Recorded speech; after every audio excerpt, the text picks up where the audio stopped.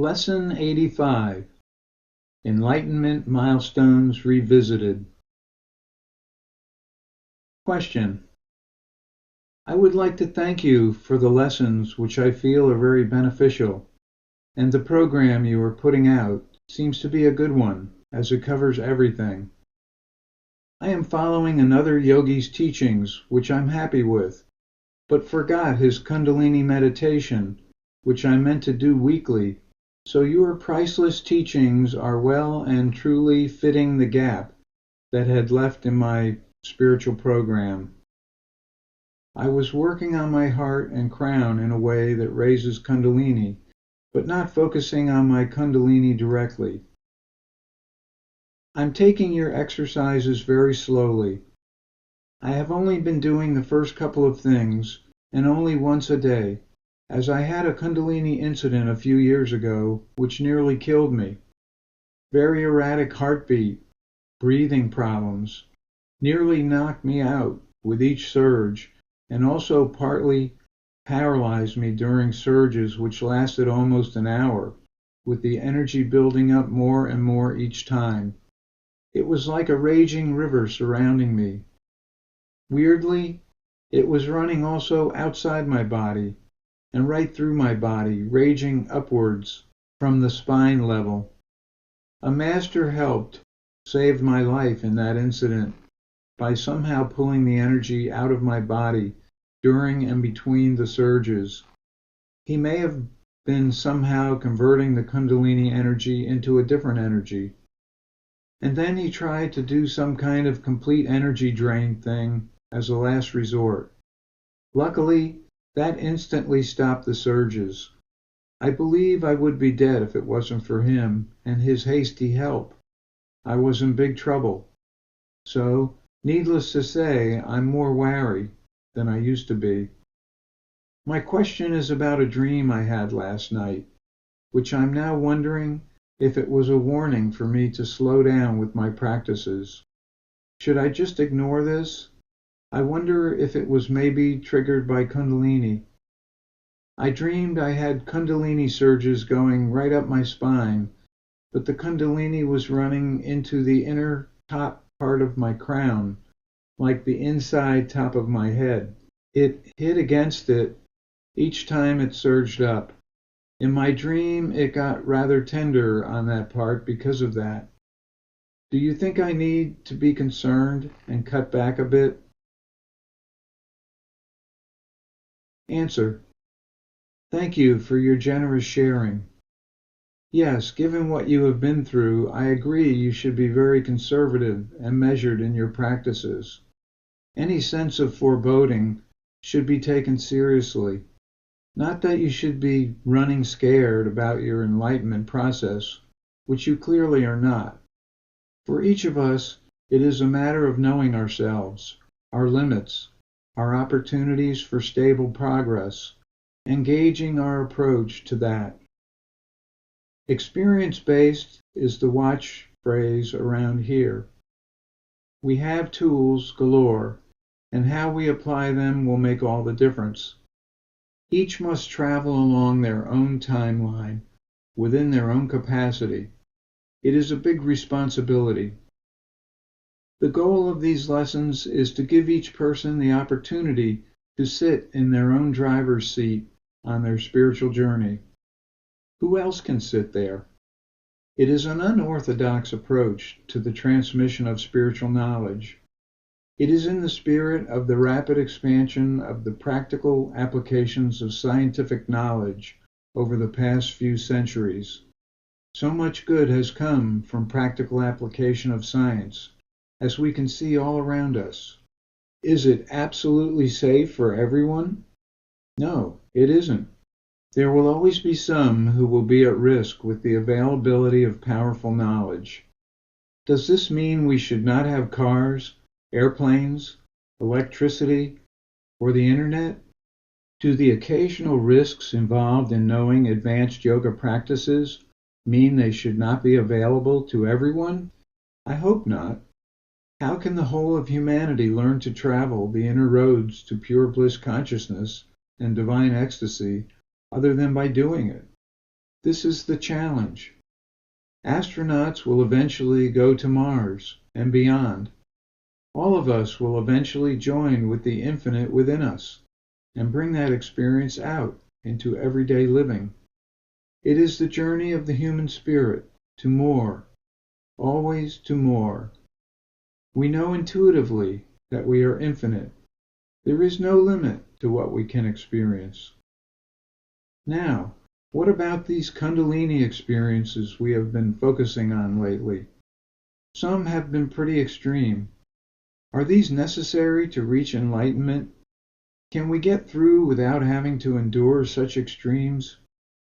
Let's step back for a few minutes and try and develop some perspective on Kundalini experiences, why they come about, and how they fit into the overall journey to enlightenment.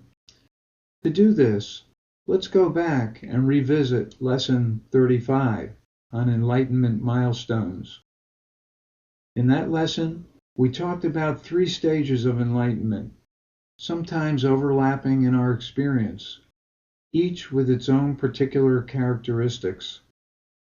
The first stage is the rise of silence in the nervous system. Deep silence is the essential nature of pure bliss consciousness. It is absolute stability. Nothing moves it. It is like a solid rock foundation that is under everything we are and do.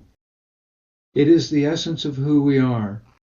It becomes known primarily from meditation and is the source of the inner peace and unshakable security we experience as we advance along the spiritual path.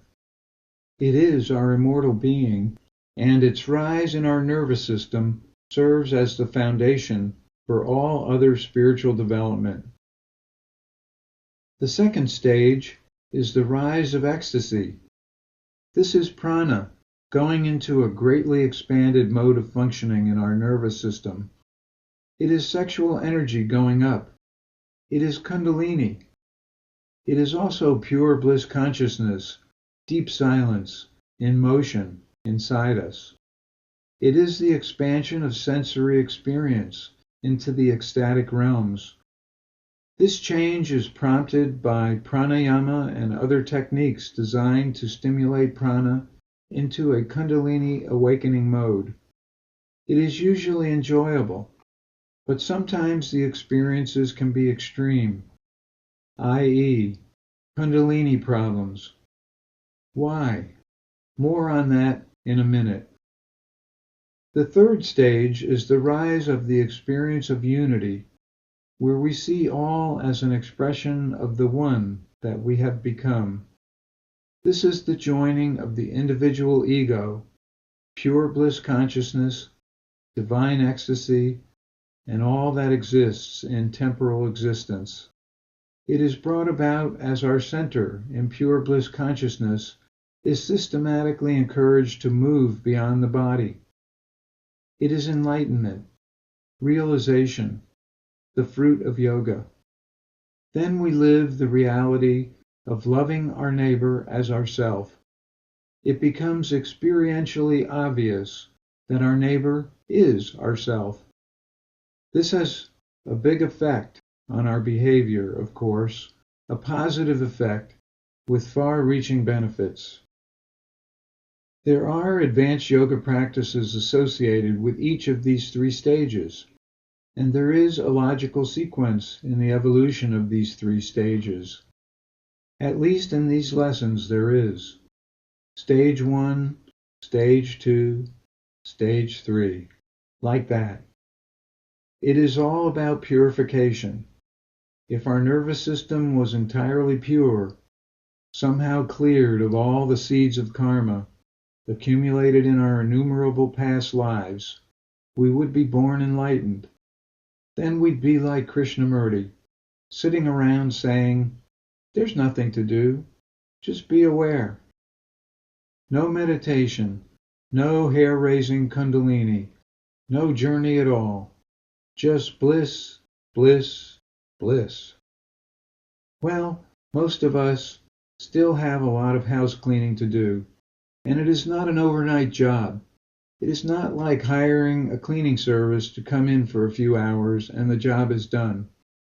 Even with the best spiritual practices, it takes years and years, maybe lifetimes. No cleaning effort is ever wasted, as has been discussed before in Lesson 74. It's the one thing we can take with us when we leave this earth. So it is the process of house cleaning that determines our spiritual journey, our experience. How we go about it makes all the difference. There are some approaches that seem to start in the middle of the Enlightenment process. They start with methods for directly raising Kundalini.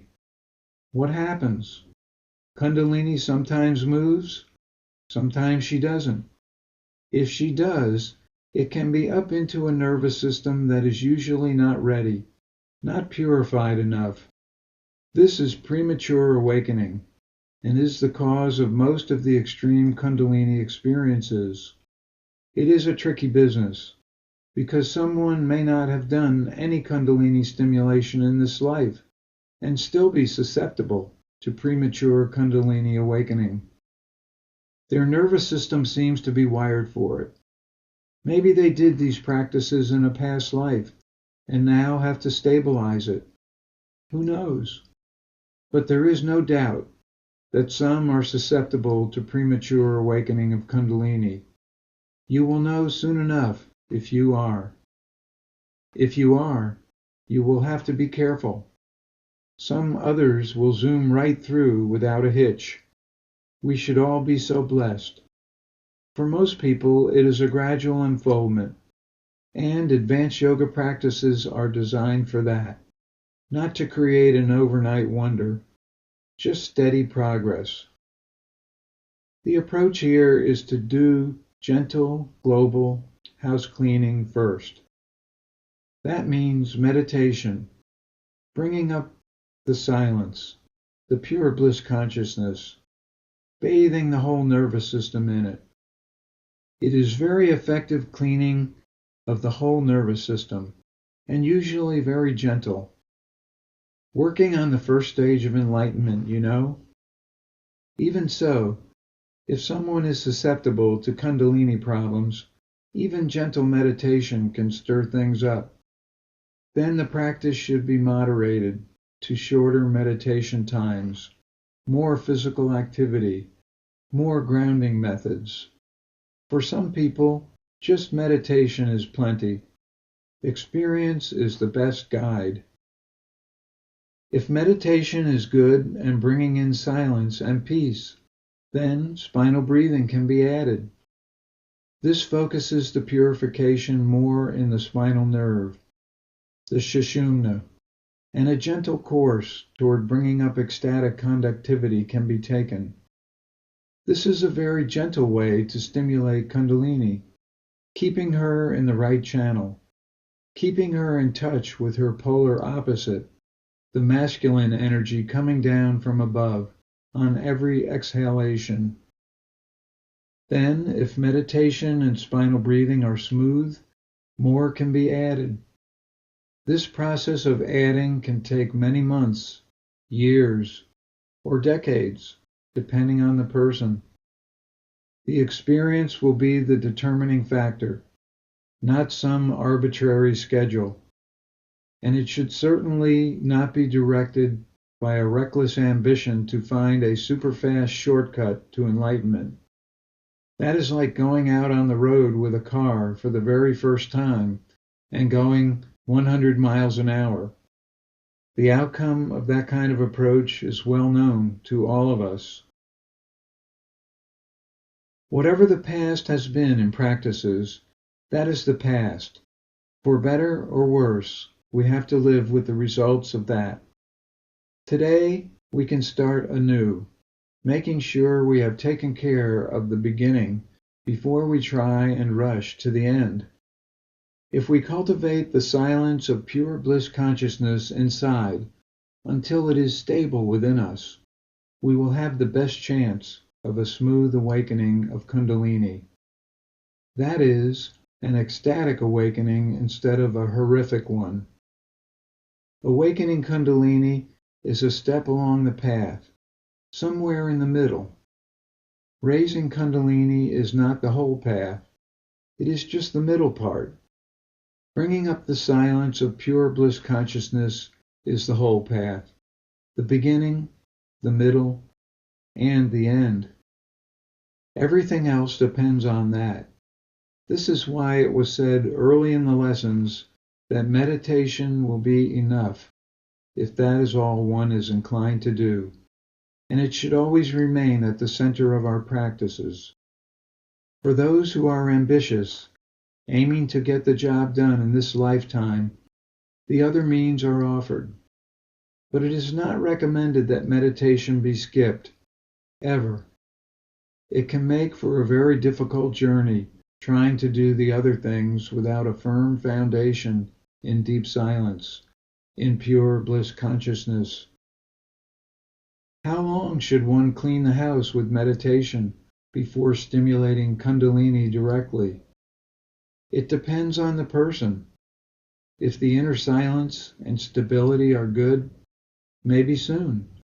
For others, meditating easily each day for years or decades will be a good route. It is a combination of your capacity and your desire, your bhakti, that will determine your course. Some will be conservative, others will be very aggressive. Just remember that Rome was not built in a day. Find your timeline, know your capacity, and take it one day at a time. It is a long journey. There is no need to knock the wheels off the car on the first lap around the track, or on the 100th lap either. The Guru is in you.